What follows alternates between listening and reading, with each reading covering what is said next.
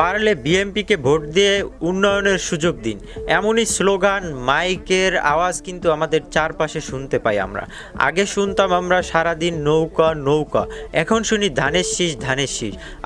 আগে শুনতাম শেখ মুজিব, এখন শুনি জিয়া জিয়া। ঠিক আছে, তো এই যে কথাগুলো আমরা চতুর্দিকে কিন্তু আওয়ামী লীগের 15-16 বছরের শাসনামলে এরকমের ডিজে গানের শব্দ, বিভিন্ন রকমের মাইক প্রচার, তাদের প্রচারণায় কিন্তু আমরা এক পর্যায়ে বিরক্ত ছিলাম। কিন্তু সেটাই নূতনভাবে আবার উত্থান হচ্ছে বিএমপির কাছ থেকে। তো বিএমপির যে লোকজন চাঁদাবাজি করছে আপনার বাইতুল মোকাররমে, তো সেখানের মানুষজনের যে প্রতিক্রিয়া, তারা বলছে যে আমরা প্রতিনিয়ত তাদেরকে ধরে দিচ্ছি পুলিশের হাতে, কিন্তু তারা কোনোভাবে আবার চলে আসে এখানে চাঁদাবাজি করার জন্য। আগে আমরা আওয়ামী লীগকে 500 টাকা দিতাম, কিন্তু এখন তাদেরকে 1000 টাকার কমে দেয়া যায় না। বিএমপি নেতারা 1000 টাকার কমে নেয় না চাঁদা, আরও তার উপরেও নেয়। তাহলে এগুলোর শেষ কোথায়? তাহলে কি আমরা কি ভুল করেছি?